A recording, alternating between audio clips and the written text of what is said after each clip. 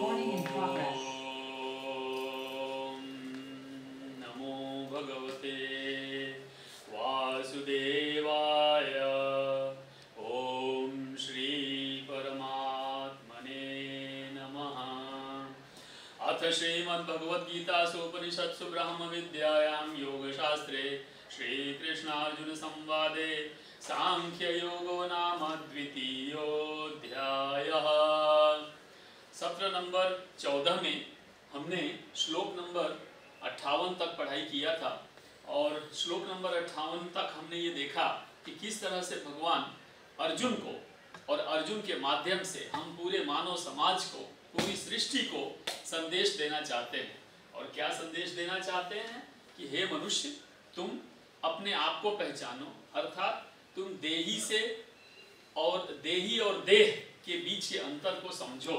और किस तरह से वो समझाना चाहते हैं? अब बुद्धि योग, भक्ति योग के माध्यम से।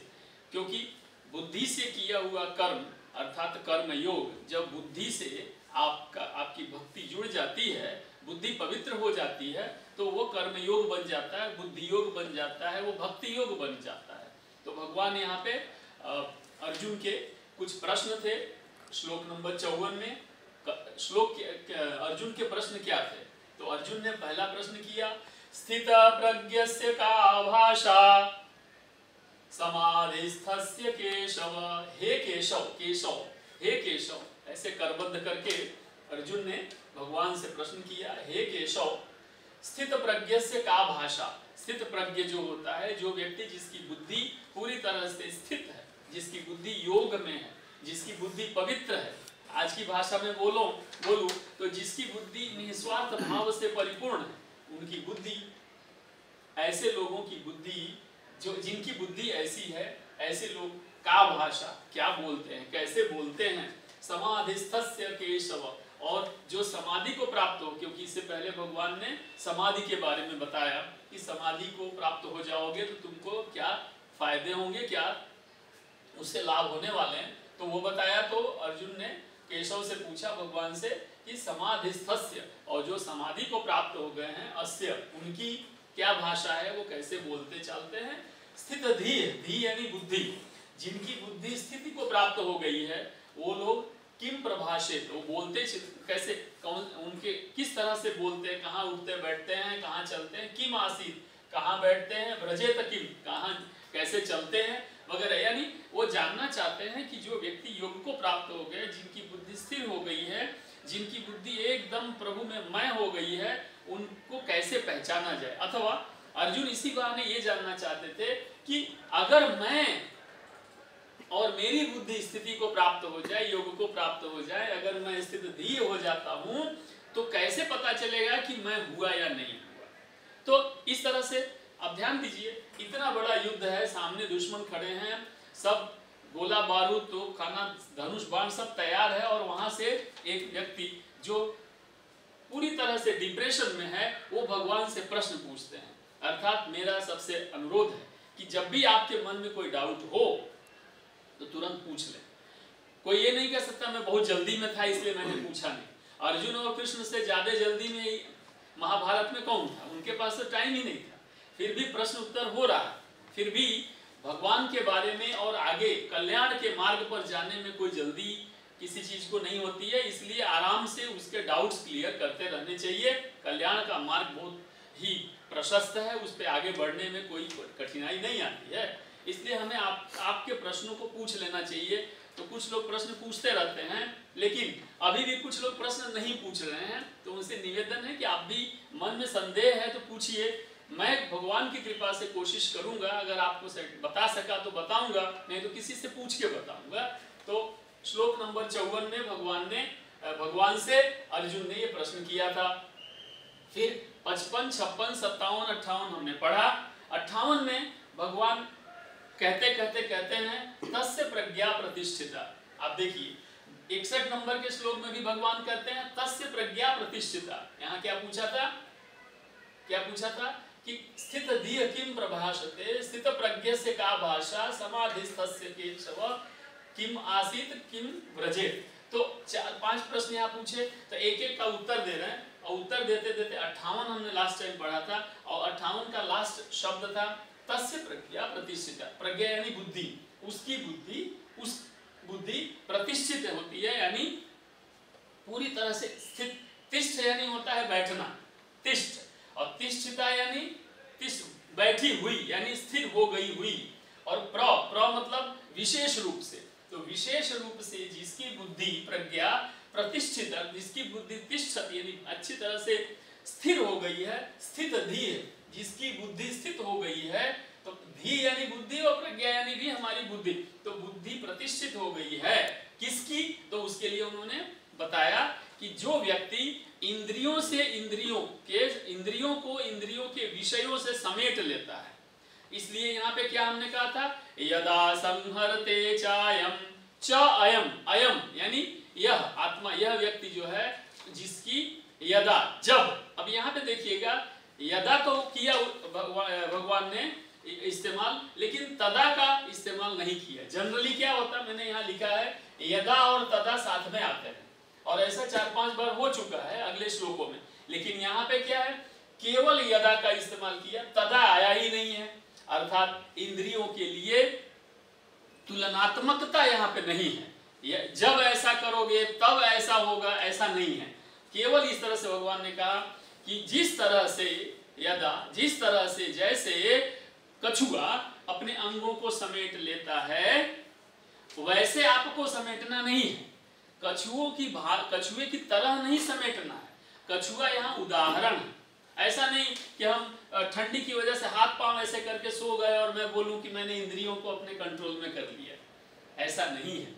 उनका ये कहना है कि जिस तरह से कछुआ अपनी इंद्रियां बाहर है, भय, तो इंद्रियों को भय है, कछुए को भय है, किससे, खतरा, मतलब कोई मार देगा ऐसा कुछ है, तो वो अपने आप को सिकोड़ लेता है। लेकिन मनुष्य हाथ को और पैर को सिकोड़ लेगा और इंद्रियां सिकुड़ गई, ऐसा नहीं है। यहाँ आपकी इंद्रियां बड़ी विस्तृत हैं। मैं देखूंगा तो आकाश तक देखता हूं, मैं स्मेल करता हूं तो दूर तक की सुगंध को स्मेल कर लेता हूं, मैं विचार करता हूं तो मैं यहाँ से बैठे बैठे द्वारका और यहाँ बैठे बैठे वाराणसी पहुंच जाता हूं। तो इन इंद्रियों को समेटना है।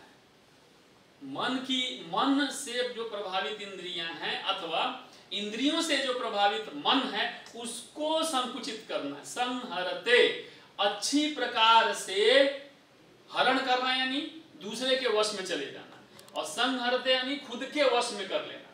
तो आपकी इंद्रियों को जैसे कछुआ खींच लेता है अपनी इंद्रियों को, वैसे आपको अपनी इंद्रियों को इंद्रियों के विषयों से कंट्रोल करना है। जैसे मुझे रसगुल्ला खाना है, तो मुझे यहाँ मैं खड़ा हूँ, रसगुल्ला मेरे सामने नहीं है, लेकिन मेरा मन रसगुल्ले में गया, तो मेरा जो मन, इंद्रिय का जो विषय है, इंद्रिय कौन सी है, जीवा, तो जो जीव है, तो जीव का विषय क्या है, टेस्ट, स्वाद। तो जीव को स्वाद से कंट्रोल करना है, यानी जीव स्वाद के चक्कर में ना पड़ जाए, जीव स्वाद के कंट्रोल में नहीं होनी चाहिए। तो विषय क्या हुआ, स्वाद, तो स्वाद है विषय हुआ। मुझे सुंदर दृश्य देखना है, तो दृश्य क्या हुआ, वो स्वाद नहीं हुआ, लेकिन जो दृश्य देखने का जो स्वाद है वो आंखों का विषय है। तो आंखों के विषय को वहां से खींच करके खुद में समेट लेना है, यानी अंदर की दृष्टि करनी है। और ऐसा अगर करते हैं तो आपकी इंद्रिय, आपकी बुद्धि, आपका मन प्रतिष्ठित है, अर्थात आप उस, तो अर्जुन के प्रश्न का ये उत्तर हुआ कि कब होगा, तो इंद्रियों को कंट्रोल में उसके लिए करना पड़ता है। तो अब कोई ये कहे कि मेरी इंद्रियां कंट्रोल में नहीं है, तो किसी के चलो मैं हाथ काट दिया, तो हाथ काट देने से इंद्रिय कट गई, लेकिन इंद्रिय का रस नहीं गया, स्पर्श का जो अनुभव है वो नहीं गया, तो छूने का जो सुख है या दुख है वो नहीं गया। तो उस सुख और दुख की अनुभूति अर्थात विषय को काटने का यहाँ पे कहा है। तो एक जगह मैंने पढ़ा ऐसा कि एक आदमी ने सोचा कि चलो मुझे इंद्रियों को कंट्रोल करना है, तो आंख फोड़ लिया। तो आंख फोड़ लेने से, किसी की आंख फोड़ देने से वो इंद्रियां उनके कंट्रोल में आ गई। इंद्रियां नहीं है, लेकिन इंद्रियों का सुख, इंद्रियों का जो विषय है, इंद्रियों का जो भोग है वो तो रह गया ना। तो तो आपको उस भोग को कट करना है, उसको कंट्रोल करना है, ना कि इंद्रियों को। तो भगवान ने ये नहीं कहा कि इंद्रियों को कंट्रोल करो, उन्होंने क्या कहा, इंद्रियों को इंद्रियों के विषय से संहरण करो, यानी उनको अपनी ओर समेट लो। समझ गए आप? तो कछुआ की तरह कोई ये ना बोलने लगे कि अब मैंने आँख फोड़ दिया, कोई बोले मैंने सारी स्किन निकाल दिया, तो स्किन निकाल दिया तो अब मुझे विषय नहीं रहा, ऐसा नहीं। तो जो भाव है, जो उसका जो रस है, वो चला जाना चाहिए। अब इस चीज को अगले श्लोक में 59 में हम देखते हैं कि यह जो विषय है वो है क्या। तो 59, हाँ, विषया 59, विषया विनिवर्तन्ते निराहारस्य देहिनः रसवर्जं रसोप्यस्य परम दृष्ट्वा निवर्तते। बहुत ही सुंदर है। इसको और 58 नंबर को जब हम साथ में लेके चलते हैं तो हमको आसानी से समझ में आ जाता है कि ये कहना क्या चाहते हैं। तो विषया विनिवर्तन्ते, देखिए निवर्तन्ते भी होता तो चल जाता, आप समझ गए, लेकिन भगवान ने क्या कहा, विनिवर्तन्ते, निवर्तन्ते, निवर्तन्ते भगवान ने कहा, यानी उससे एक तरह से नहीं आप कहते निवृत्ति, आप कहते हैं ना कि मैं निवृत्ति ले रहा हूं या मैं निवृत्त हो गया हूं, तो यहाँ पे निवर्तन्ते यानी निवृत्ति, यानी उसको रोकना, उसको कंट्रोल करना। लेकिन भगवान ने केवल निवर्तन्ते नहीं बोला, क्या बोला, विनिवर्तन्ते, वी आगे लगाया, वी इससे क्या हुआ, विशेष रूप से, विशेष रूप से, अच्छी तरह से, ठीक है, विषया, विषयों को, अर्थात जो इंद्रियों के विषय हैं, इंद्रियों का जो विषय है, उनका जो आसक्ति है, इंद्रियों की जो आसक्ति है, उसको विशेष रूप से रोकना चाहिए। और किस तरह से, कैसे हो पाएगा, तो आगे बताया, निवृत्त हो जाना चाहिए, अर्थात इंद्रियों को इंद्रियों के विषय से निवृत्त कर देना चाहिए, इंद्रियों को इंद्रियों की आसक्ति से निवृत्त अर्थात रिटायर कर देना चाहिए।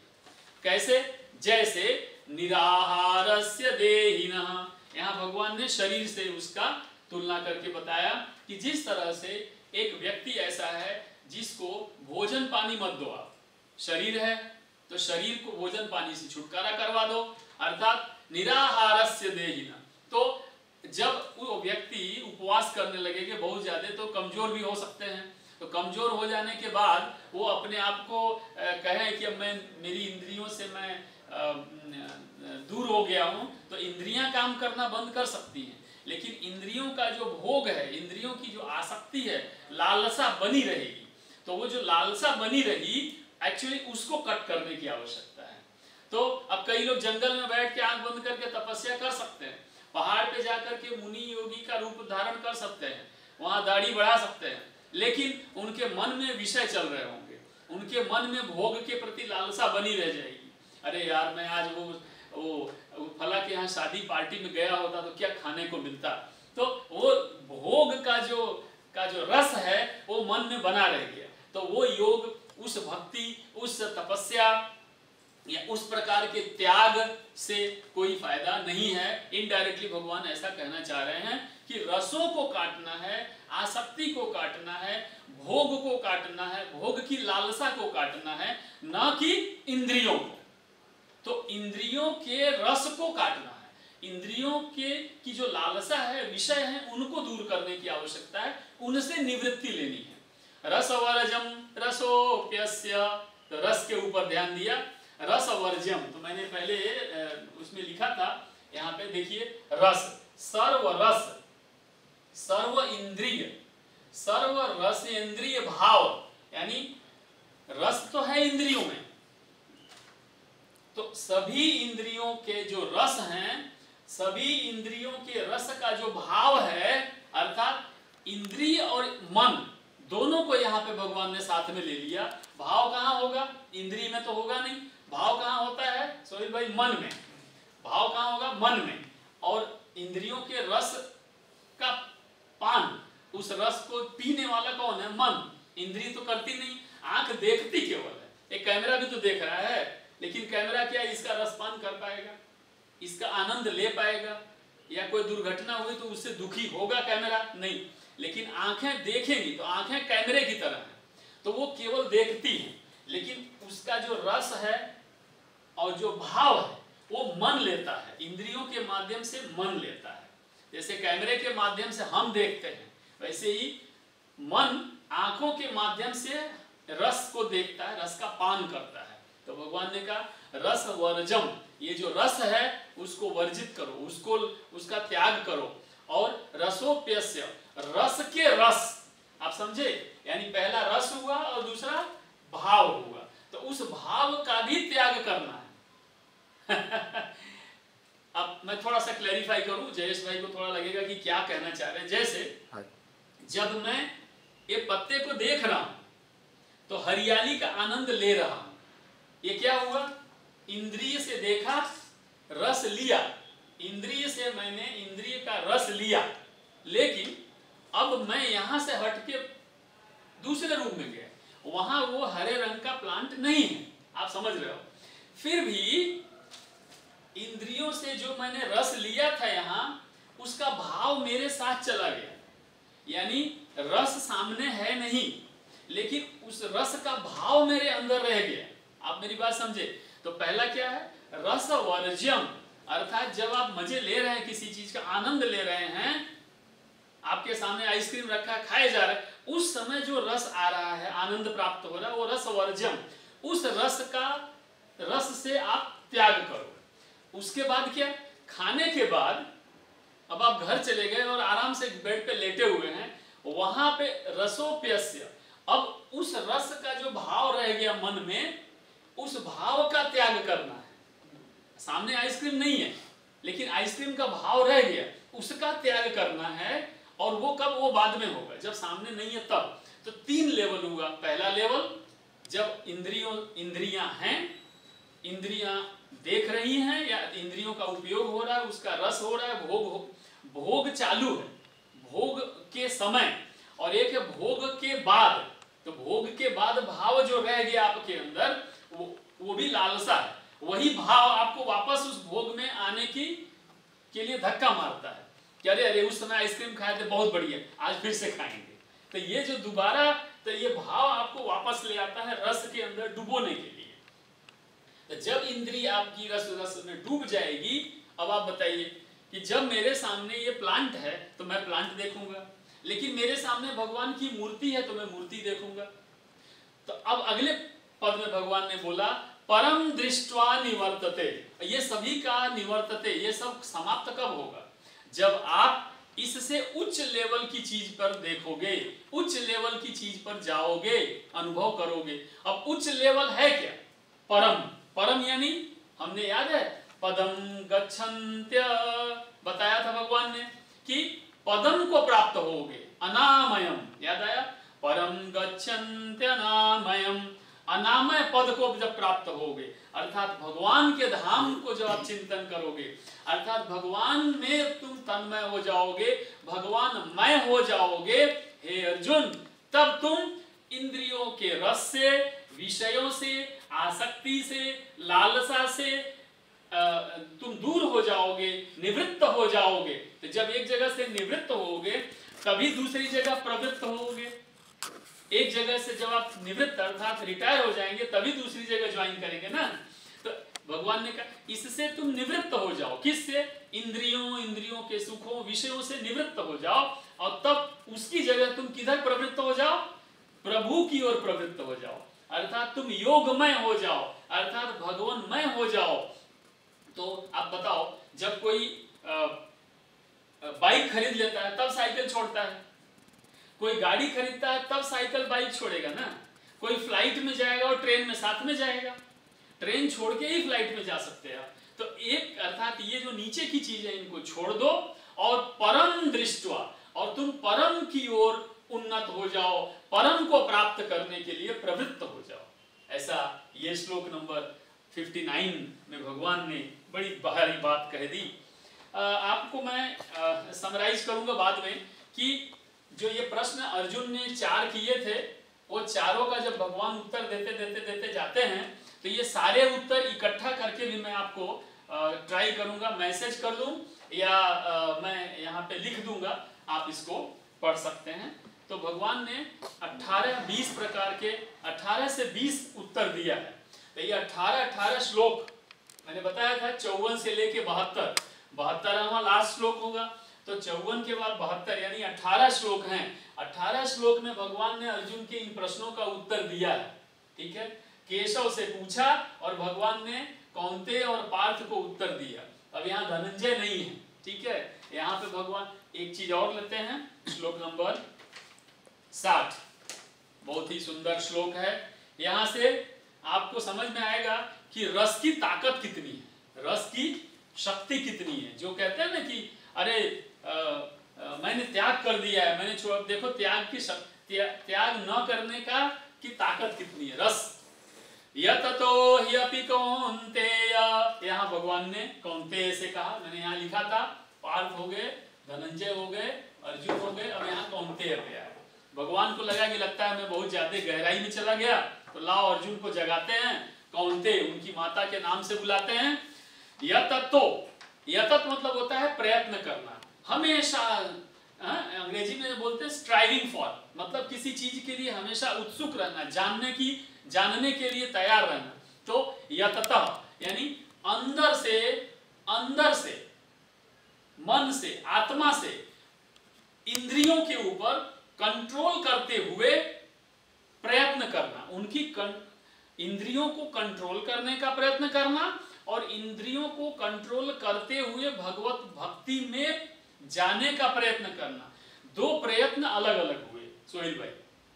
कौन कौन से प्रयत्न हुए? एक, इंद्रियों को प्रयत्न पूर्वक कंट्रोल करने का प्रयत्न, और दूसरा इंद्रियों को कंट्रोल करते हुए भगवान के प्रति, भगवान की तरफ, भगवान के लिए उस दिशा में जाने का प्रयत्न करना।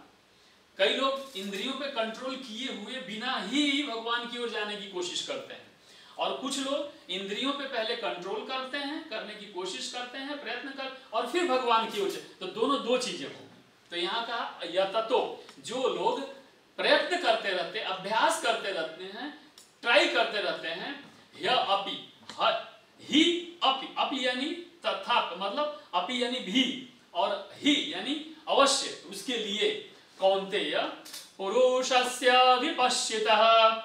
और दूसरे प्रकार के कौन से लोग हैं? ऐसे भी लोग हैं जो बहुत ही विपश्चित हैं, यानी बहुत ही बुद्धिमान, बहुत ही विवेकपूर्ण है, बहुत ही ज्ञानी है।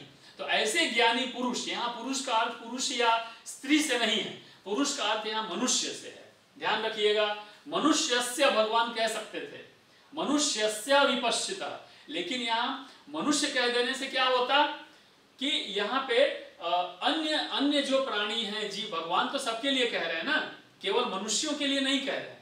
तो जिस पुरुष का अर्थ हुआ जितने भी भूत हैं, सब भूत यानी जितने भी जीव हैं, सभी जीवों के लिए भगवान कह रहे हैं कि जितने भी लोग हैं, वो जो विवेकी लोग हैं, वो इस तरह का प्रयत्न करते रहते हैं। क्या प्रयत्न करते हैं? अपने इंद्रियों को कंट्रोल करने का प्रयत्न करते रहते हैं, और इंद्रियों को कंट्रोल करके भगवान के प्रति कर्म करते रहने के लिए भी प्रयत्न करते हैं। तब क्या होता है? फिर भी, यहाँ पे क्या हुआ? फिर भी, अपि, फिर भी, इंद्रियाणि प्रमाथीनि, प्रमाथीनि बहुत ही उत्तम शब्द है, आपको समझने की आवश्यकता है। आप जानते हो दही से मक्खन निकालते हैं, तो दही से मक्खन निकलता है ना, तो क्या करते हैं? उसको दही एक बर्तन में लिया जाता है और उसको मथते हैं, ऐसे कोई चीज होती है, उसको ऐसे ऐसे करते हैं, तो दही में ऐसे ऐसे करते हैं तो मक्खन निकलता है ना। तो भगवान क्या कह रहे हैं कि दही को इंद्रियां समझ लो, आपकी जो इंद्रियां हैं उसको समझो दही है।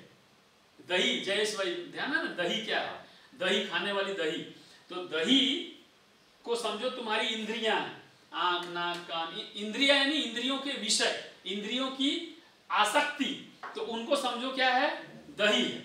और उसके अंदर प्रमथ, अब उसको तुम मथो ऐसे, इस तरह से उनका मंथन करो। तो जब मंथन करने से क्या निकलता? दही में से मक्खन, मक्खन निकलता है। तो भगवान ने कहा इंद्रियों को, जो आपका मन है, ये जो आपका मन है ना, वो इंद्रियों का मंथन करता है, ऐसे मथता है उसको, और मथ करके उसके अंदर से जो आसक्ति है उस आसक्ति को पकड़ के रखता है। आप ये जो मथनी होती है उसमें आप जानते हो उसमें घी और मक्खन लग जाता है, तो मन के अंदर ये सारे मक्खन चिपक जाते हैं। यानी जो आपके रस हैं, जो आपकी आसक्ति है, वो इंद्रियों से निकल के मन के अंदर चिपक जाती है। सोहित भाई आप समझो, मक्खन कहाँ चिपकेगा? ये जो डंडी होती है जिससे मथते हैं उसमें चिपकता है। दही तो ऐसे ही रहती है, दही में से मक्खन निकल इसमें चिपक जाता है। तो भगवान कह रहे हैं कि जो मन है आपका वो इंद्रियों को मथता रहता है। तो जितनी भी इंद्रियां हैं, चाहे वो आंख का रस हो, त्वचा का रस हो, कि जीभ का रस हो, कान का निंदा रस हो, या कोई भी रस है, उस रस को का पान करता है, उस रस को वो चखता रहता है। कौन? मन। तो मन क्या करता है? इंद्रियों को मथ के उनका जो मक्खन है, जो क्रीम है, वो अपने पास रख लेता है। यानी इंद्रियों का जो असली रस है, असली जो माल है, मटेरियल है, वो मन के अंदर चिपक जाता है। तो मन हमेशा, इसीलिए कहते हैं मन मैला, मन मैला, मन गंदा होता है, क्योंकि मन जो है हमेशा गलत दिशा में ही जाने की कोशिश करता रहता है। तो कहा अब उस मन को वश में करना है। जो मन पहले से ही इंद्रियों के वश में आ गया है, इंद्रियों के रस के वश में है, उस मन को वश में करना है। किससे? किससे करना है? बुद्धि से। इसीलिए भगवान ने सबसे पहले क्या कहा था? बुद्धि। यह जो बुद्धि है आपकी, वो बुद्धि को स्थापित करो। मोह, उस मोह से। कौन सा मोह हुआ यहाँ पे? इंद्रियों के रस का जो आसक्ति है, उससे मन को वश में करने की आवश्यकता है। लेकिन होता क्या है कि हरन्ति प्रसभम। प्रसभम मतलब क्या हुआ? जबरदस्ती। हरन्ति, हर मतलब हरण करना। हरण करना यानी अपहरण नहीं होता है। तो पहले वाले श्लोक में मैंने बताया था, वहां क्या कहा था भगवान ने? संहरति। याद है? संहरति। अगर आपको ध्यान आ रहा है तो पहले वाले श्लोक में क्या कहा था? संहरति। कछुआ, कछुआ जिस तरह से अपनी इंद्रियों को अपने अंदर कर लेता है, वैसे अपने इंद्रियों को अपने विषयों से अंदर की ओर खींच लेना, कंट्रोल करना चाहिए। अर्थात संहरति, खुद से। और संहरति नहीं, अपहरति कर दूं तो दूसरे के द्वारा हरण हो जाना। यहाँ पे क्या कहा? हरन्ति। हरन्ति, हरन्ति यानी हर लेते हैं। कौन हर लेते हैं? जबरदस्ती। प्रसभम यानी अपहरण। अपहरण क्या होता है? जबरदस्ती होता है। तो हरन्ति प्रसभम यानी जबरदस्ती उनका हरण कर ले हो जाता है, तो अपहरण हो जाता है। तो वही भगवान ने कहा कि जो व्यक्ति बहुत ही प्रयत्न पूर्वक अपने इंद्रियों को अपने रसों से अंदर की ओर कंट्रोल करने की कोशिश करता है, उनके मन को भी ये इंद्रियां, कभी कभी ये इंद्रियां जबरदस्ती मन को भी अपने वश में कर लेती हैं। ओहो, कितनी बड़ी बात कह दिया भगवान ने। हे कुंती पुत्र, इंद्रियां इतनी प्रबल हैं, कितनी प्रबल है, कितनी ज्यादा शक्तिशाली है। तो मैंने इसीलिए कहा कि इंद्रियों के रस की शक्ति कितनी है वो आपको यहाँ पता चलेगी। तो बोला कि जो विवेकशील लोग हैं, आत्मनियंत्रण करने वाले लोग हैं, उनके मन को भी, यानी जो योगी जन हैं, जो तपस्वी जन हैं, उनके भी मन को इंद्रियों के रस की वजह से, क्योंकि रस मन में चिपका हुआ है, तो इंद्रियों और मन के बीच में कनेक्शन क्या हुआ? रस, उनकी आसक्ति। तो आसक्ति के डोरी से खींच के मन को, उस व्यक्ति के मन को भी खींच के नीचे गिरा देती है। इतनी शक्ति इंद्रियों की आसक्ति में है। इसलिए भगवान ने कहा इसको तुम कंट्रोल करो। 61 पे जाते हैं। 61 यस। तानि सर्वाणि संयम्य। तानि यहाँ पे क्या हुआ? आप 60 और 61 को साथ में लेके पढ़िएगा। तानि यानी उनने। कौन है उनने? उन इंद्रियों को, जो पहले श्लोक में 60 नंबर में श्लोक में चर्चा किया गया, उनको। तो किसकी? इंद्रियों की। तानि यानी इंद्रियाणि। तानि जो लिखा है उसको आपको समझना है इंद्रियाणि। तो तानि की जगह मैं भगवान के शब्दों को नहीं चेंज कर रहा हूं, लेकिन मैं आपको समझाने के लिए तानि की जगह आप लिखो इंद्रियाणि। तो ऐसा आएगा इंद्रियाणि सर्वाणि संयम्य, अर्थात उन सर्वाणि, सर्वाणि यानी सभी के सभी, सब की सब इंद्रियों को, और संयम्य यानी इकट्ठा करके, ऐसे इंटीग्रेशन, इंटीग्रेट करके, उनको इकट्ठा करके, उनको एक साथ जोड़ करके, है ना, संयम, उन इंद्रियों को संयम करके, इंद्रियों को कंट्रोल करके। लेकिन कंट्रोल एक इंद्री को तो करेंगे नहीं। आप समझो कि आपकी कितनी सारी 10 इंद्रियां हैं, तो 5 कर्म इंद्रियां और 5 ज्ञान इंद्रिय, उनको इकट्ठा करको और उनको कंट्रोल करना है। ठीक है, अलग अलग कंट्रोल करने जाओगे तो एक कंट्रोल होगा तो दूसरा, एक कंट्रोल हुआ और दूसरा इतना आगे पहुंच जाएगा। जैसे मैंने कानों पे कंट्रोल किया लेकिन जीभ पे नहीं किया, तो मैं बोलना शुरू कर दूंगा, सुनना कम कर दूंगा कि चलो यार कोई कुछ बोल रहा है जाने दो, तो मैं सुनाना शुरू कर दूंगा।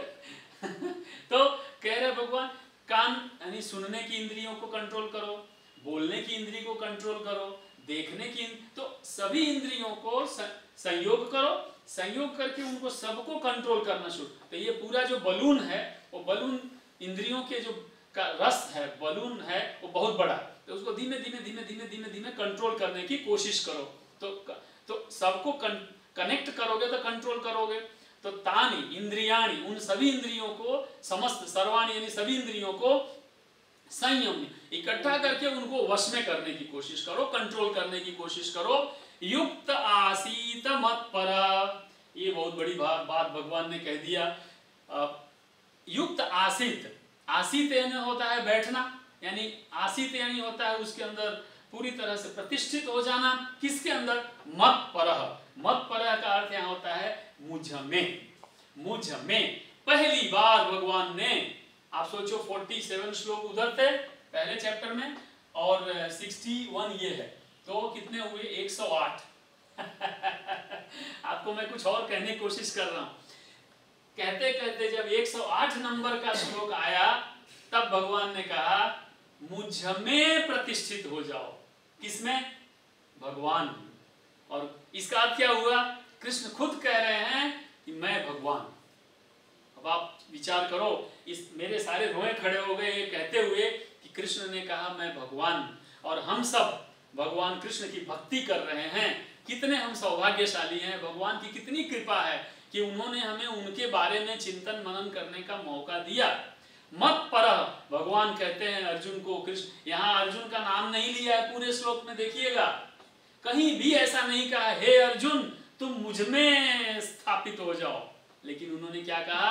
अपनी सारी इंद्रियों को चारों तरफ से बंद करके, कंट्रोल करके मेरे तरफ ध्यान दो, मेरा ध्यान करो, मेरे अंदर स्थित हो जाओ इंद्रियों में। अब देखिए कि आप जब इसको देख रहे होंगे तो मूर्ति को नहीं देख रहे हैं।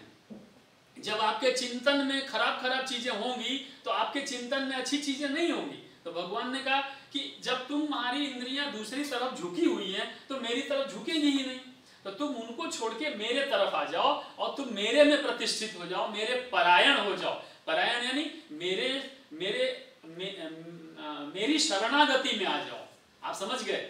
तो बोले इंद्रियों की शरणागति छोड़ दो, इंद्रियों के तुम दास हो, इंद्रियों के तुम नौकर हो, इंद्रियों का इंद्रियां तुम्हारी मालिक हैं। तो जब एक मालिक पहले से है तुम्हारा, तो मैं तुम्हारा मालिक कैसे बनूं? अर्जुन ने 2.7वें श्लोक में कहा था कि शिष्यस्तेहम, तो कि मैं आपका शिष्य हूं, कह तो दिया, लेकिन भगवान अभी तक उसको देख रहे हैं कि अभी ये मेरा शिष्य हुआ नहीं है। तो कह रहे हैं तुम अभी भी इंद्रियों के दास हो, इंद्रियों के कंट्रोल में हो, उनको कंट्रोल में रहोगे। जब इंद्रियां तुम्हारी मालिक हैं तो मैं तुम्हारा मालिक नहीं हो सकता हूं। तो तुम खाली कह रहे हो कि मैं आपका शिष्य हूं, तुम अभी हुए नहीं हो। हे अर्जुन वो सब छोड़ो, इंद्रियों के कंट्रोल से बाहर निकलो, मेरे आसीत मत परह, मेरे अंदर स्थित हो जाओ, तुम श्री कृष्ण में समाहित हो जाओ। वशे ही यस्य इंद्रियाणि तस्य प्रज्ञा, वापस यहाँ कहा तस्य प्रज्ञा प्रतिष्ठिता। देखिए तस्य प्रज्ञा प्रतिष्ठिता, यहाँ पे स्थित प्रज्ञस्य, उस प्रज्ञा का क्या लक्षण है? तो बोला 58 में ये उसके लक्षण है। 61 में बोला अर्थात इंद्रियों को कंट्रोल करना एक लक्षण हुआ, इंद्रियों के रसों में से बाहर निकलना, उनको कंट्रोल करके बाहर निकलना दूसरा, तीसरा इंद्रियों के वश में न रहना, परंतु भगवान के प्रति समर्पित हो जाना दूसरा लक्षण हुआ। तो एक और लक्षण यहाँ पे भगवान ने अर्जुन को कहा, और तस्य प्रज्ञा प्रतिष्ठिता, उनकी बुद्धि प्रतिष्ठित। तो अर्जुन का प्रश्न था कि ऐसे लोग जिनकी स्थिति बुद्धि स्थित हो गई है, प्रज्ञा प्रतिष्ठित हो गई है, प्रज्ञा स्वार्थों से बाहर निकल गई है, बुद्धि का हरण नहीं हुआ है, ऐसे लोगों के लक्षण क्या हैं? तो भगवान ने ये उनको एक सेठने में बताया। अब आगे के श्लोक में 62 और 63 इस पृथ्वी का, इस ब्रह्मांड का सबसे बड़ा साइंस है। 62 और 63 मैंने यहाँ लिख के रखा है, आप इसको पढ़ेंगे। जयेश भाई जूम भी करेंगे।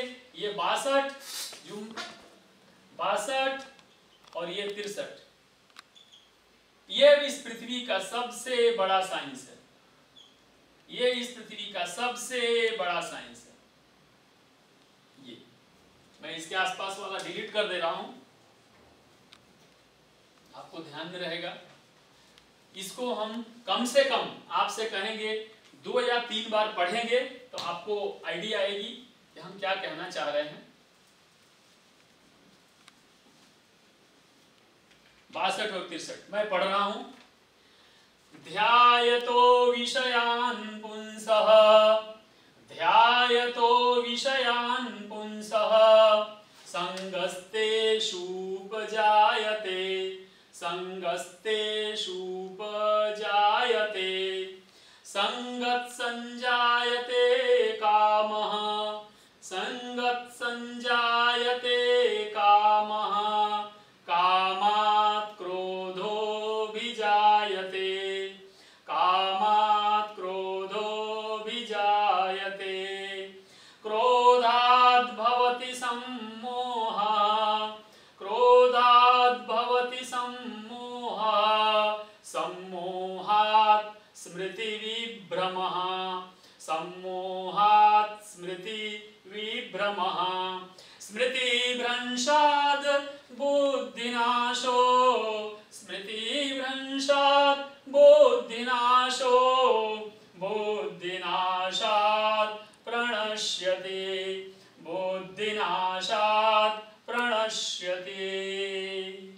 यहाँ पर भगवान ने न तो अर्जुन कहा, न संजय कहा, न धनंजय कहा, न पार्थ कहा, न कौन्तेय कहा, कुछ भी न भारत कहा। भगवान ने ये पूरा का पूरा संदेश पूरे ब्रह्मांड के लिए दिया। पूरे ब्रह्मांड, मानव, राक्षस, देव, दानव, भूत, प्रेत, जानवर, मनुष्य, सब के लिए ये संदेश दिया है। आप सब इसको बहुत ध्यान से सुनेंगे, समझेंगे और जानने का प्रयत्न करेंगे। यह श्लोक क्या है सोहित भाई? 62 नंबर। ध्यायतो विषयान् पुंसः, आप समझने का प्रयत्न करें।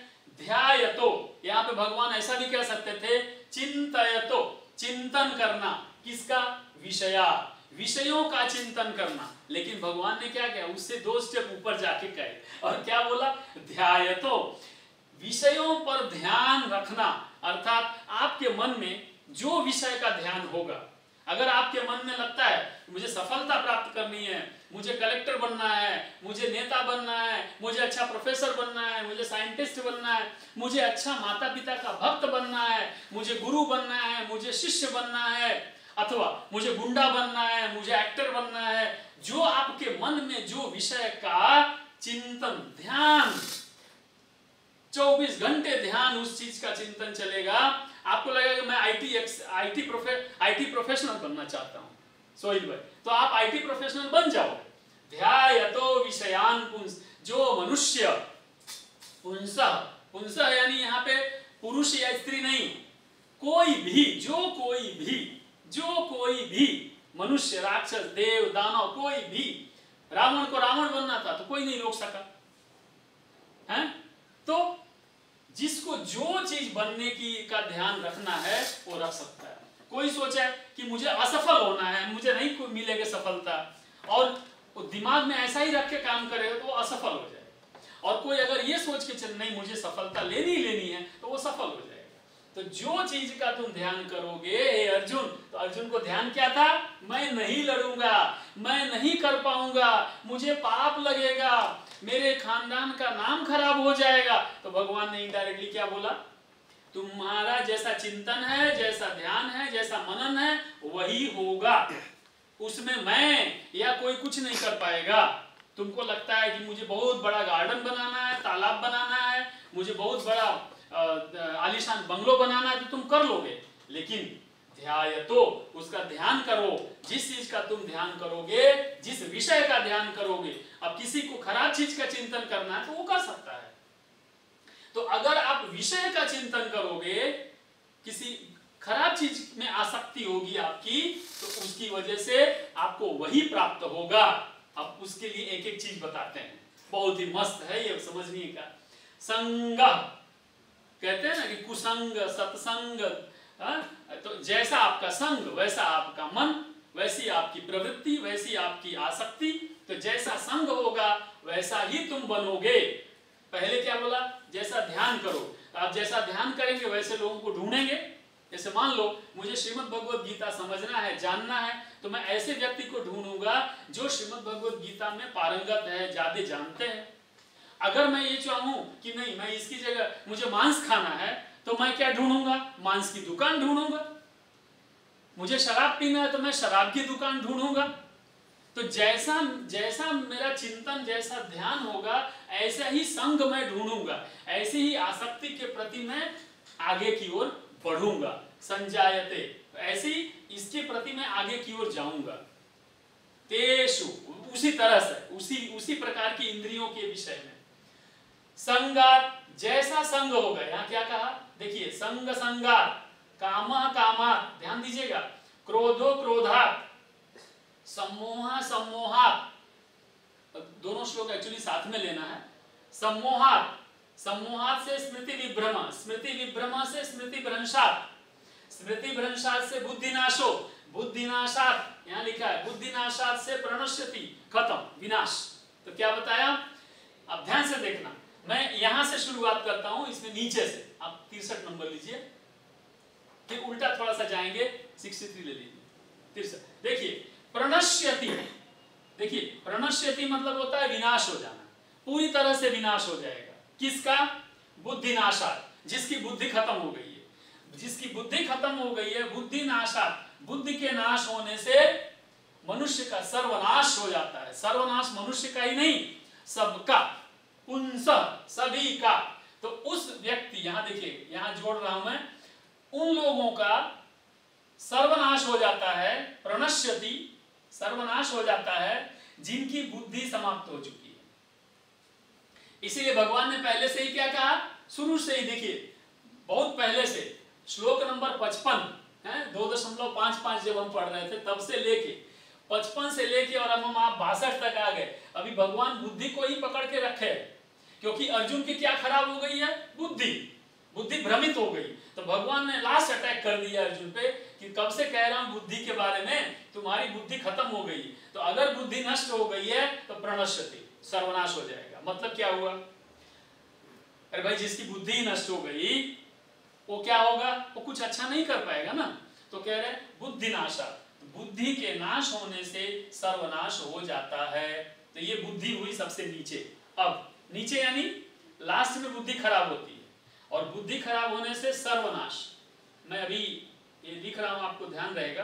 अब तो भगवान को लगा कि ये पूछेगा कि बुद्धि का नाश कब होगा, तो बुद्धि नाश कब होगा, यहां देखिए इसके ऊपर, स्मृति भ्रंशात् बुद्धिनाशो, बुद्धि का नाश कब होता है, बुद्धि नाश हो जाती है। देखिए बुद्धि का नाश हुआ तब सर्वनाश होगा, लेकिन बुद्धि का नाश कब होगा, तो बुद्धि का नाश होगा जब स्मृति भ्रंशात्, याददाश्त खत्म हो गई, यानी आदमी पागल हो जाता है।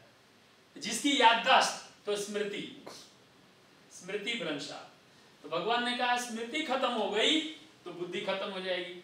अब कोई नया प्रश्न करेगा, स्मृति कैसे खत्म होगी, तो स्मृति विभ्रम, स्मृति भ्रमित हो जाती है, मनुष्य की स्मृति भ्रष्ट हो जाती है। कब, सम्मोहा, जब मनुष्य मोह में पड़ता है।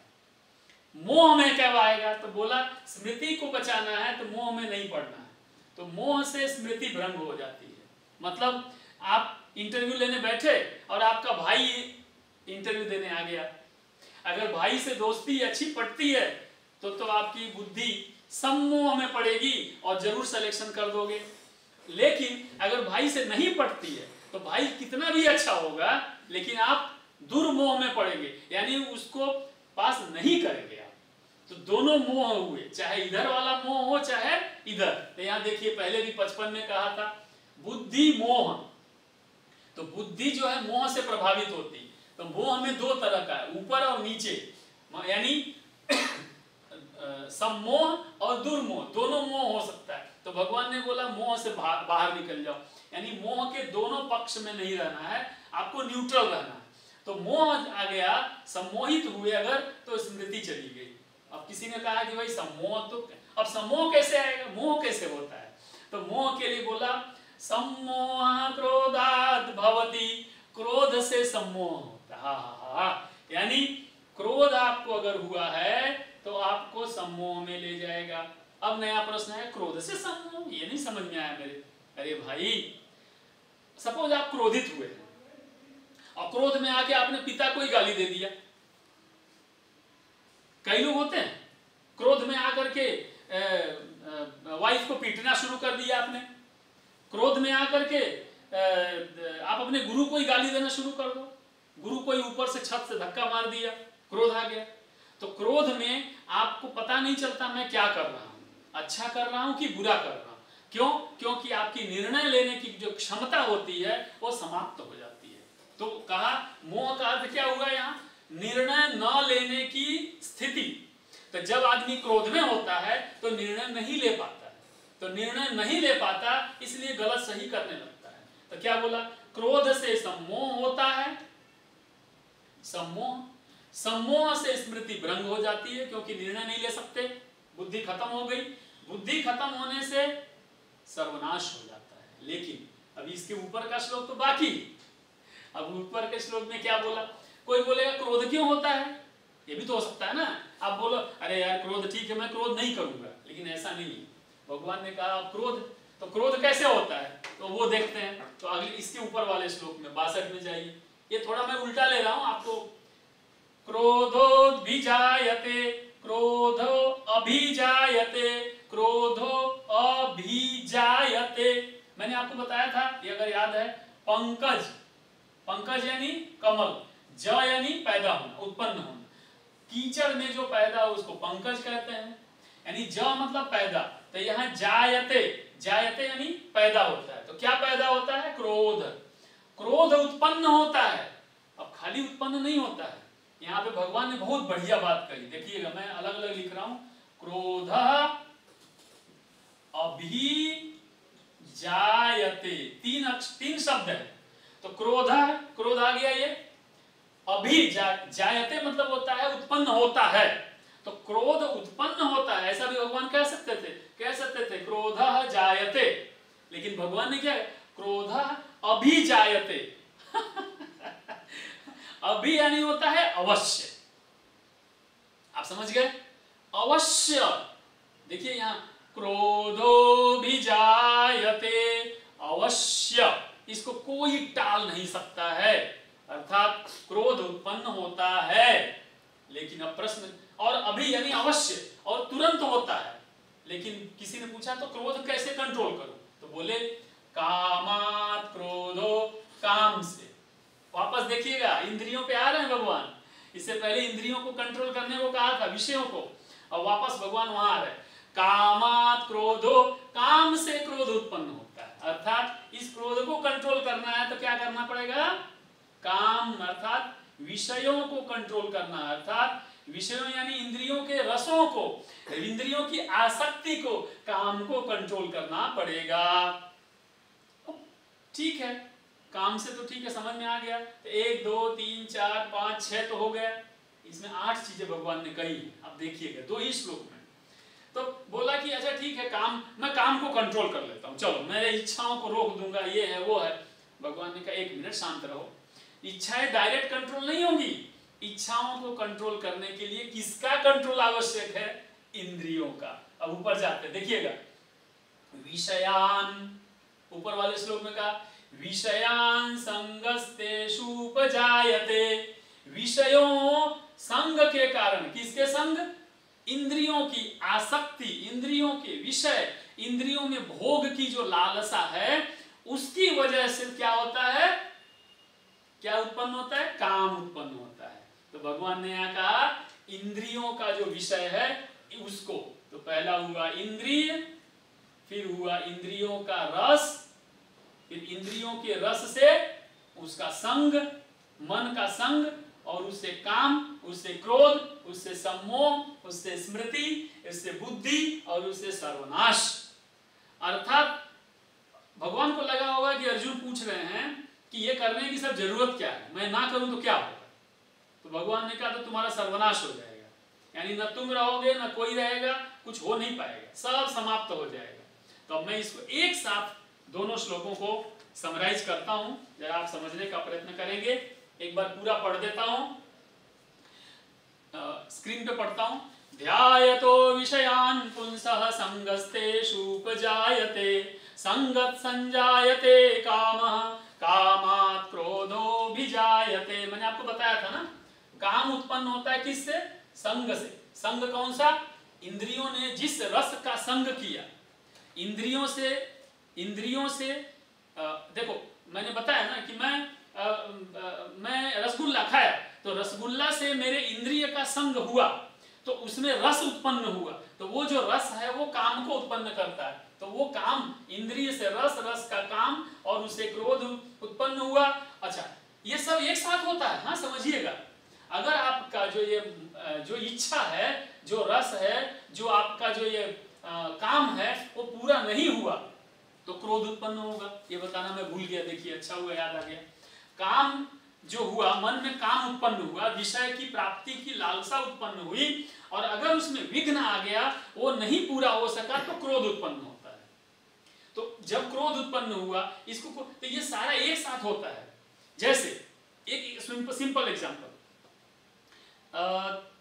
मुझे गुलाब जामुन खाने का बड़ा मन हुआ और मैं गुलाब जामुन की ओर जा रहा हूं, लेने जा रहा हूं, और उसी समय कुछ ऐसा हो जाता है कि गुलाब जामुन मुझे नहीं मिला, तो मेरी लालसा है कि मैं खाऊं, और जैसे मैं वहां गया नहीं मिला, तो मेरे मन में क्या होगा? क्रोध उत्पन्न होगा। और जब क्रोध उत्पन्न होगा तो जिसने भी वो न खाने के लिए मुझे खाने के लिए रोका है, उसके ऊपर क्रोध आएगा, तो उसको मैं पिटाई भी कर सकता हूँ। तो पिटाई भी कर सकता हूँ, तो क्रोध हुआ, और उसके बाद मेरी जब पिटाई किया यानी मेरी स्मृति भंग हो गई। वो कौन है, क्या है, बड़ा है, छोटा है, वाइफ है, बिटिया है, माँ है, भाई है, कौन है, उससे कोई मतलब नहीं। तो मेरी स्मृति भंग हो गई, क्योंकि मेरी लालसा इंपॉर्टेंट थी, मेरा व्यक्ति इंपॉर्टेंट नहीं था यहाँ पे। तो क्रोध आया।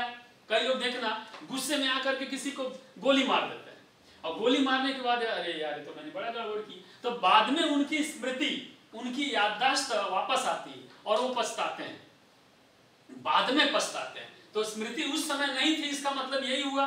फिर जब जेल जाते थे याद आता है मैंने बड़ा गलत किया, तो तुम ही किए थे, तो तुम उस समय कहाँ थे? तो उस समय वो मोह की वजह से, क्रोध से मोह, और मोह ने स्मृति को छा लिया था। जैसे ये मान लो ये मिरर है, मान लो ये दर्पण है, दर्पण पे पूरा धूल जम गया है, तो दर्पण नहीं दिखेगा, धूल दिखेगी। वैसे ही हमारी स्मृति जो है, स्मृति सम्मोह, मोह से ग्रस्त हो जाती है, उसके ऊपर क्रोध छा जाता है, और क्रोध ही बाहर हमसे इंद्रियों को कंट्रोल करता है। तो वो इंद्रियां जो है क्रोध के कहने के हिसाब से काम करती हैं। तो अभिजायते अवश्य उत्पन्न होता है। संगस्तेषु उपजायते, संगत, ध्यान दीजिएगा, ये याद करने में बड़ा आसान है। कैसे? देखो, यहाँ संगस्त हुआ, यहाँ संगत हुआ, कामा हुआ, कामात हुआ, सम्मोहा हुआ, देख रहे हो, क्रोधो हुआ, क्रोधात हुआ, सम्मोहा हुआ, सम्मोहात है, विभ्रम, स्मृति विभ्रम है, स्मृति भ्रंशात हुआ, बुद्धिनाशो है तो बुद्धिनाशात हुआ, और प्रणश्यति, यानी पुंस, वो व्यक्ति, वो मनुष्य, वो जीव, वो प्राणी, वो जो कुछ भी है, जो भी भूत है, उसका सर्वनाश हो जाता है अगर वो इतने 8 चीजों को ध्यान न रखे। तो 8 चीजें हुई, इंद्रिय से रस, काम नहीं हुआ तो क्रोध, से सम्मोह, सम्मोह में आकर के स्मृति भ्रंश हो जाती है, स्मृति खत्म हो जाती है, वहां से बुद्धि का नाश हो जाता है। और इसीलिए हे अर्जुन, तो भगवान ने श्लोक नंबर 55 में कहा, हे अर्जुन तुम बुद्धि पे ध्यान दो, तुम्हारी बुद्धि विचलित हो गई है, तुम बुद्धि से हार गए हो, तुम हारे नहीं हो, तुम्हारी बुद्धि हार गई है, इसलिए तुम उस पर कंट्रोल करो, नहीं तो सर्वनाश हो जाएगा।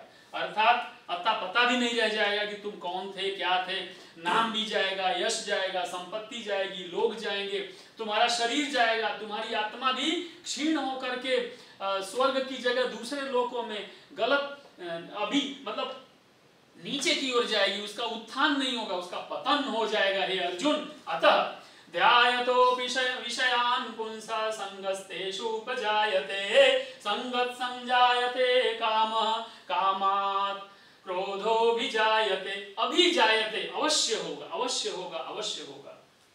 क्रोधात् भवति सम्मोहः, ध्यान दीजिएगा, क्रोधात् भवति सम्मोहः, सम्मोहात् स्मृतिभ्रमः, स्मृतिभ्रंशात् बुद्धिनाशो, बुद्धिनाशात् प्रणश्यति। यहाँ भगवान कह सकते थे नाशयति, नाशयति, लेकिन भगवान ने नाशयति नहीं कहा। नाशयति कहते तो नाश हो गए, कुछ तो बच जाता, लेकिन प्रणश्यति, पूरी तरह से समाप्त हो जाएगा, पूर्ण विनाश, केवल विनाश नहीं, सर्वनाश, पूर्ण विनाश। इसलिए पूर्ण विनाश से रुकना है तो बुद्धि को कंट्रोल करो, बुद्धि को कंट्रोल करना है, स्मृति को ध्यान रखो, स्मृति न जा सके। देखिएगा जिन लोग वो नहीं होते ब्रेन डेड यानी उनकी स्मृति खत्म हो गई है। ब्रेन डेड है तो बुद्धि नहीं है, बुद्धि नहीं है तो कुछ नहीं कर सकते, हाथ पांव है, खा सकते हैं, हार्ट चल रहा है, लेकिन कुछ कर नहीं सकते। तो ये सारी चीजें हैं, ये दुनिया का सबसे बड़ा साइंस, सबसे बड़ी साइकोलॉजी, सबसे बड़ी फिलॉसफी, और हर मनुष्य के लिए 5000 साल पहले, 5 करोड़ साल पहले भी ये सच था, और आने वाले हर समय के लिए ये सच होगा। यहाँ न अर्जुन है, न हम हैं, न आप हैं, ये सबके लिए है, सभी जाति के लिए है, सभी मनुष्यों के लिए है, पुरुष हो, स्त्री हो, बच्चे हो, बाल हो, वृद्ध हो, सबके लिए उपयोगी है। आज के समय में भी उपयोगी है और आने वाले कल के लिए भी उपयोगी रहेगा। 63 नंबर का ये श्लोक, 62 और 63 अगर आपने याद रखा तो आप समझ लो आपका नाश होने से, आपको नाश होने से आप खुद बचा पाओगे, अन्यथा पतन हो जाएगा, पूरी तरह से विनाश हो जाता है। अब हम 64 में जाते हैं, आज 2 और श्लोक लेंगे हम। राग द्वेष वियुक्तैस्तु विषयान् इंद्रियैश्चरन्, राग द्वेष वियुक्तैस्तु विषयान् इंद्रियैश्चरन्, आत्मवश्यैर्विधेयात्मा, आत्मवश्यैर्विधेयात्मा प्रसादम् अधिगच्छति, प्रसादम् अधिगच्छति। बहुत ही बढ़िया, बहुत ही उत्तम, बहुत ही सुंदर। आपको इसमें मैं नीचे से ऊपर क्यों ले जाता हूं, इसमें नीचे का अक्षर है प्रसादम अधिगच्छति, प्रसादम, प्रसादम, प्रसादम अधिगच्छति। देखिएगा अधि और फिर लिखते हैं गच्छति, बड़ा इंपॉर्टेंट है। गच्छ, गच्छत, गच्छ जानते हो, गच्छ यानी जाना, थोड़ा वो संस्कृत आपने पढ़ा होगा।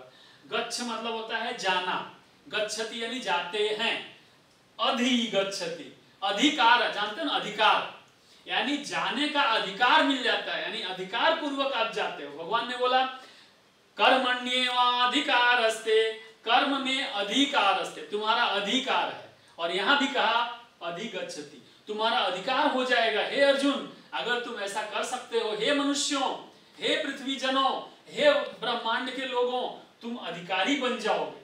अधिकार नहीं होता है कि हम किसी और के घर में, अनजाने घर में गए तो कैसे जाते हैं, बड़ा सतर्क होकर जाते हैं कि ऐसे बेल बजाएंगे, ऐसे हाँ जी कैसे, और अगर आपका घर है तो कैसे करोगे, आप अधिकार से जाओगे, अपने घर में थोड़ा जाओगे कि सकुचाते हुए जाओ, वहां अधिकार से जाओ। तो भगवान ने बोला प्रसादम, प्रसाद। अच्छा, अर्जुन किसमें है, विषाद में, अर्जुन किसमें है, विषाद, ठीक है, विषाद योग पहला, अर्जुन किसमें है, विषाद में, और भगवान क्या कह रहे हैं, प्रसाद ले लो। यानी जब भी आप कभी विषाद में हो, जब भी आप कभी दुखी हो, जब भी कभी आप अर्जुन की तरह पूरी तरह से द्वंद्व में चले गए हैं, किम कर्तव्य विमूढ़ हो गए हैं, जब आप अर्जुन की भांति कभी दुखी हो जाएं, अपनी परिस्थितियों से गिर गए हो, आपकी बुद्धि, आपका मन, आपका वश, आपका इंद्र कुछ काम नहीं कर रहा है, चुपचाप प्रसादम, भगवान की शरण में चले जाओ, प्रसादम, प्रसन्नता मिलेगी, शांति मिलेगी, अच्छा लगेगा आपको, भगवान की कृपा मिल जाएगी, और वो क्या होगा, आपका अधिकार है, आप अधिकार है, भगवान ने खुला निमंत्रण दे दिया, कभी भी विषाद में हो मेरी शरण में आ जाओ, मेरे तरफ से तुमको अधिकार देता हूं, तुम मेरे पास आ जाओ और मैं तुमको वो सब भगवत प्रसाद प्राप्त करवाऊंगा, तुमको वो भगवत प्रसाद प्राप्त होगा, तुमको सुख प्राप्त होगा, तुमको आनंद की प्राप्ति होगी, कल्याण की प्राप्ति होगी। और ऐसा कहते हुए उन्होंने अब पीछे ले जाते हैं, लेकिन कंडीशन रखा, आपका अधिकार कब होगा, आपको भगवत कृपा कब प्राप्त होगी, उसके लिए 3 कंडीशन रखा, 1, 2 और 3। पहला, आत्मवश्यैर् विधेय आत्मा, अर्थात खुद से खुद को वश में करो, स्वयं से स्वयं के मन को कंट्रोल करो, स्वयं से स्वयं के मन को अपने वश में करते हुए विधेय आत्मा, अर्थात बुद्धिमान यानी ज्ञानी, अर्थात बहुत तरह से जो अभ्यास के बाद प्राप्त होता है, ध्येय आत्मा नहीं, विधेय आत्मा, विधि पूर्वक, आप जानते हो ना विधि, विधेय आत्मा यानी विधि पूर्वक। विधि क्या है ये बताया, विधि, अपने आप को कंट्रोल करने की ये विधि, किसको करोगे, अपने रस को, अपने इंद्रियों के भोग को, विलास को, उनकी आसक्ति को अपने कंट्रोल में करोगे।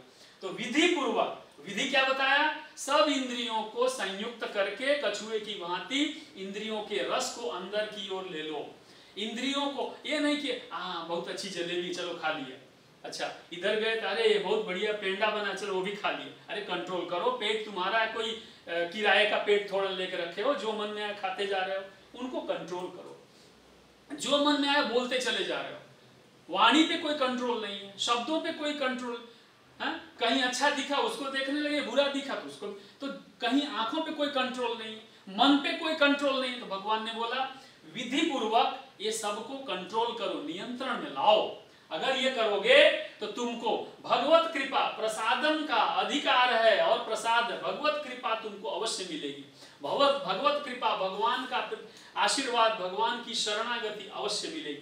खाली कह देने से हे कृष्ण मैं आपकी शरणागति हूं नहीं होगा। मंदिर में जाते हैं, दर्शन करते हैं, ध्यान जूते में होता है, शरीर वहां और ध्यान जूते में, तो बोला विधि पूर्वक ध्यान तुम्हारा उधर रखो, जूता तो फिर मिल जाएगा। तो विषाद से प्रसाद की ओर जाने का एक ही मात्र तरीका, विधि पूर्वक अपने स्वयं के मन को वश में करो, एक कंडीशन। दूसरा कंडीशन, विषयान इंद्रियैश्चरन्, जो विषयों में इंद्रियां आपकी चर रही हैं, गाय चरती है घास, भैंस गाय चरती है, आपकी इंद्रियां क्या चरती हैं, रस। आप और हम क्या चरते हैं, हम भी चरते हैं ना, क्या चरते हैं, इंद्रियों के रस को चरते हैं। तो तुम्हारी जो इंद्रियां हैं विषयों को चर रही हैं, विषयों की आसक्ति में पड़ी हुई हैं, अर्थात उसका भोग कर रही है, उसके अंदर से अगर तुम बाहर निकलोगे। और दूसरा, राग द्वेष वियुक्तैस्तु, अब ध्यान दीजिए, ऐसा भी कह सकते थे राग द्वेष युक्तैस्तु, लेकिन भगवान ने क्या कहा, राग द्वेष वियुक्तैस्तु, वी लगाया विशेष रूप से।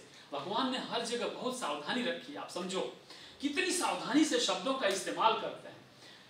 वियुक्तैस्तु, वियुक्तैस्तु, युक्त मतलब होता है उससे, उसके साथ में, उसके जुड़ जाना, या उससे किससे जुड़ जाना, इंद्रियों रस से छोड़ के प्रभु की ओर जुड़ जाना, ठीक है। और राग और द्वेष, अच्छा एक बात बताइए, आपका जिससे राग है, आपका जिससे प्रेम है, क्या कभी उससे दुख होता है, होता है। और आपका जिससे द्वेष है, आप जिसको नहीं चाहते हैं, या आपकी जिससे दुश्मनी है, क्या उससे भी कभी प्रेम होता है, खुशी मिलती है, हाँ मिलती है। कैसे, देखो ये इंद्रियों का खेल है, जिससे आपकी दुश्मनी है ना, उससे भी आपको खुशी मिलती है। कैसे, अगर आपके दुश्मन के घर में चोरी हो गई, आपको खुशी मिलेगी। तो राग हुआ किससे, द्वेष से। दुश्मन भी आपको प्रेम देता है। अर्थात अगर वो प्रेम अभी अभी आपका जिंदा है तो आपकी इंद्रियां अभी आपके नियंत्रण में, कंट्रोल में नहीं है। और उल्टा लो, द्वेष राग, जिस राग से दुख होता है, आप अपने बेटे से बड़ा प्रेम करते हैं, लेकिन बेटा एक दिन आपकी बात ना मान के उल्टा काम कर दिया, क्या होगा? उस प्रेम वाले बेटे से आपको दुख हुआ, तो प्रेम से दुख मिला। अगर ये घटना चालू रही तो आप समझ लो आपकी इंद्रियां अभी आपके कंट्रोल में नहीं है, आपका मन आपके वश में नहीं है। तो जहां आपका राग है, जहां आपकी आसक्ति है, प्रेम है, वहां से दुख प्राप्त होने का जो भाव है, अनुभव है, जिंदा है, उसको छोड़ो।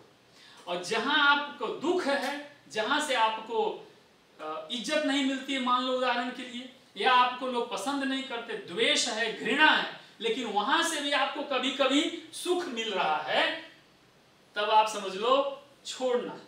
तो राग से द्वेष को भी छोड़ना है और द्वेष से राग को छोड़ना है।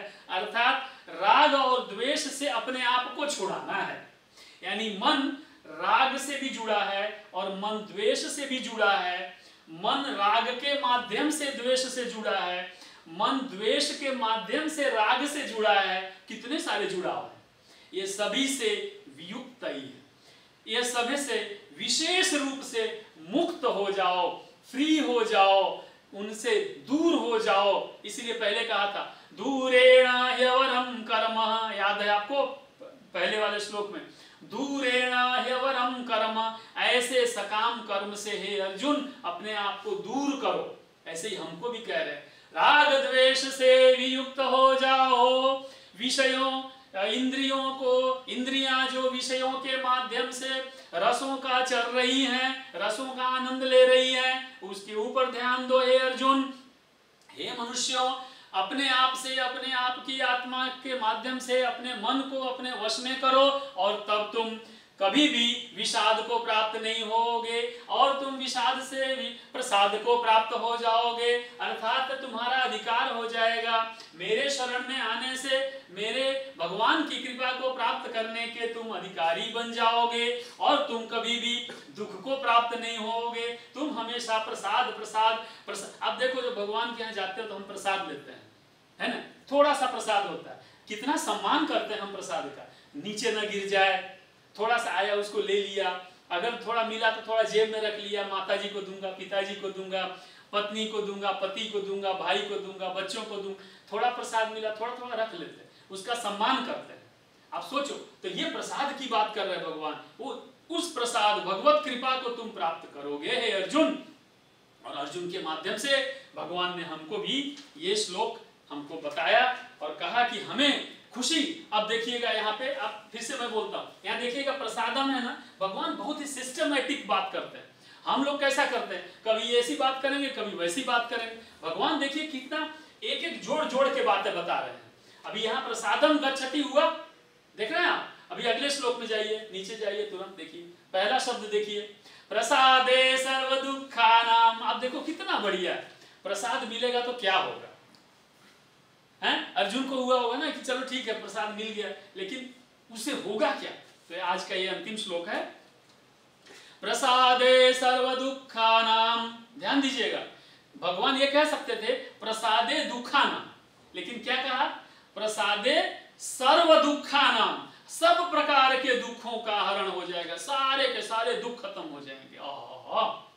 प्रसादे, जब तुम प्रसाद, अर्थात हे अर्जुन, अभी तुम विषाद में हो, विषाद में से बाहर निकलो, उसके लिए इंद्रियों को वश में करो, इंद्रियों के विषय से दूर करो, और यह सब का ध्यान रखते हुए जब तुम मेरे शरणागति आओगे, जब तुम भगवान में स्थिर हो जाओगे, जब तुम भगवान के प्रति समर्पित हो जाओगे, तब प्रसाद मिलेगा। और जैसे ही प्रसाद मिलेगा, सर्व दुखानाम हानि हानि अस्योपजायते। यहाँ वापस जायते बोला भगवान ने, अस्योपजायते, उपजायते, उपजायते। देखिए केवल जायते नहीं, उपजायते, तुरंत प्राप्ति हो जाएगी। तुरंत मतलब तुम भगवान की शरण में गए नहीं, दुख की हानि हुई नहीं, तुरंत तुरंत तुमको प्रसन्नता और दैवत्व प्राप्त हो जाएगा। हे अर्जुन, उसमें एक विलंब नहीं होगा, अवश्य होगा। आप जब खेत में जाते हैं तो खेत में कोई बीज डालते हैं तो आप बोलते हैं ना कि उपज नहीं हो रही है। क्या बोलते हैं? उपज। उपज जानते हो ना, खेती करते हैं तो बोलते हैं ना कि गेहूं डाला तो बोलते हैं गेहूं की उपज। तो उपज कहिए क्या हुआ? उपज। उपजायते, अवश्य होगा, ऊपर की ओर आएगा, और इसमें कोई नीचे जाने का कोई रास्ता ही नहीं। जैसे ही तुम शरण में आओगे, क्योंकि विषाद में नीचे जाते हैं और प्रसादम में जब जाओगे तो उपजायते, तब आप भगवान की ओर प्राप्त करोगे। हे अर्जुन, बुद्धि पर्यवतिष्ठति, उसकी बुद्धि पर्यवतिष्ठति, बड़ा बढ़िया शब्द है पर्यवतिष्ठति। पर्यवतिष्ठति, ध्यान दीजिएगा। तिष्ठ मतलब होता है बैठना, स्थित हो जाना। उसमें पूछा था ना, स्थित प्रज्ञस्य का भाषा स्थित धीय किम प्रभाषेत। तो स्थित, तो उसकी बुद्धि भगवान में स्थित हो जाती है। और पर्यवस्थिति मतलब चारों तरफ से, आप समझो, केवल एक तरफ से नहीं, हर प्रकार से भगवान में स्थिर हो जाती है उसकी बुद्धि। और क्या होता है? सर्व दुखानां हानि, देखिए वहां पे लिखा है हानि अस्यः उपजायते। हानि, आप बोलते हो दो तरह के शब्द हैं दुनिया में, एक है लाभ और एक है हानि। जयेश भाई, लाभ अने हानि। तो लाभ किसका होगा? अगर आप इंद्रियों के चक्कर में पड़े रहोगे तो विषयों का लाभ होगा, और इंद्रियों से आप के चक्कर से बाहर निकलोगे, इंद्रियों की आसक्ति से बाहर निकलोगे तो विषयों का की हानि होगी। जैसे रुपए का लाभ होना यानी रुपया ज्यादा होना, और रुपए की हानि होना यानी रुपया कम होना। तो यहाँ क्या बोला? दुखों का। कौन से दुखों का? सर्व दुखानां, अर्थात हर प्रकार के दुखों की हानि हो जाएगी, हर प्रकार के दुख खत्म होने शुरू हो जाएंगे, क्षय हो जाएगा, और तुमको क्या प्राप्त होगा ये देखिएगा। बहुत बढ़िया है। यहाँ पे अगेन लिखा भगवान ने, प्रसन्न चेतसो ह्याशु। आशु मतलब होता है तुरंत, झट से, बिना किसी देर किए। आशु मतलब होता है तत्काल। तो भगवान ने कहा तत्काल तुमको प्रसन्नता की प्राप्ति होगी। क्या होगा? तत्काल शांति की प्राप्ति होगी, मन स्थिर हो जाएगा, भगवान की दिव्य कृपा प्राप्त होगी, तुमको विवेक प्राप्त होगा, तुमको आसक्ति से छुटकारा मिल जाएगा। और हे अर्जुन, तब तुम्हारी बुद्धि स्थिति प्रज्ञ हो जाएगी, तब तुम्हारी बुद्धि स्थिति हो जाएगी, तब तुम क्या होगे? समाधि को प्राप्त हो जाओगे। हे अर्जुन, तब तुम योग को प्राप्त होगे। इस तरह से भगवान ने अर्जुन को ये बात कहते हुए हमसे भी ये बात कही। अगले श्लोक, अगले सेशन नंबर 16 में हम 66 से 72 जाएंगे। आपसे निवेदन है कि कृपया इसको बार बार पढ़ें। कौन से श्लोक को? श्लोक नंबर 55 से लेके 72 तक, ये 18 के 18 श्लोक अगर आपने अपने जीवन में उतार लिया, अगर इसको मनन करते रहे, चिंतन करते रहे, तो आप क्या हो जाएंगे? मनीषी हो जाएंगे। यहाँ पे मैंने लिखा है मनीषी पदम, आप उस पद को प्राप्त कर सकते हैं। और क्या होगा?